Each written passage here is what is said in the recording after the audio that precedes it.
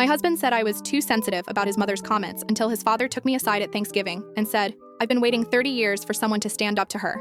It started the first time I met her." "Well, you're certainly not what I pictured for my son." Ryan laughed it off. "That's just how she is." At our engagement party, she announced she'd hoped Ryan would marry someone with more ambition. At our wedding shower, she gave me a gym membership for when you want to get back in shape. I wasn't pregnant. When I got pregnant later, she told Ryan she hoped the baby would get his bone structure, not mine.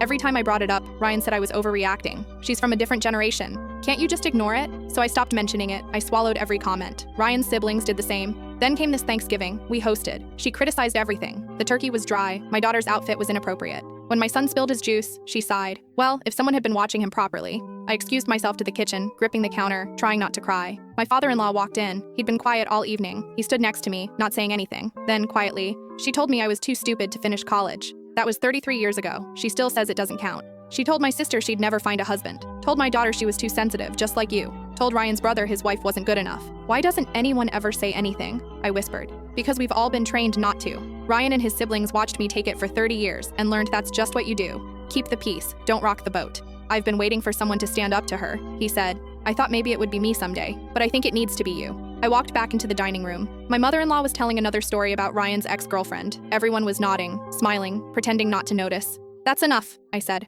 The table went silent. I said, "That's enough. You don't get to talk about me like that anymore. You don't get to criticize my home, my children, or my life. And you don't get to sit in my house and tell my husband he should have married someone else." Ryan's face went pale. "Honey, let's not— No, we're doing this now. Because I'm not too sensitive. I've been listening to this for 4 years, and you've told me every time that I'm the problem." I turned back to his mother. "You've spent decades making everyone around you feel small so you could feel big.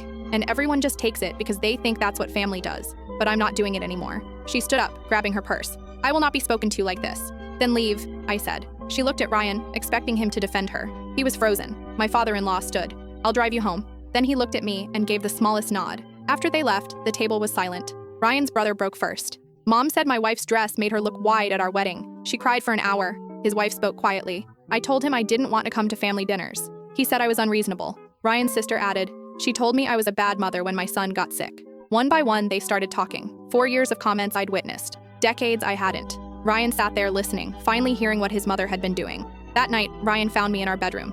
"I didn't know it was that bad." "Yes, you did," I replied. "You just didn't want to deal with it." "I'm sorry." "I know." My mother-in-law called the next morning. She wanted an apology, wanted me to apologize for embarrassing her, for ruining Thanksgiving. Ryan told her no. She hasn't spoken to us in 6 months. Ryan's father calls sometimes when she's not home. He says the house is quieter now. Ryan's sister is in therapy. His brother set boundaries for the first time. And Ryan finally understands that sensitivity isn't weakness. It's just being unwilling to pretend that cruelty is love.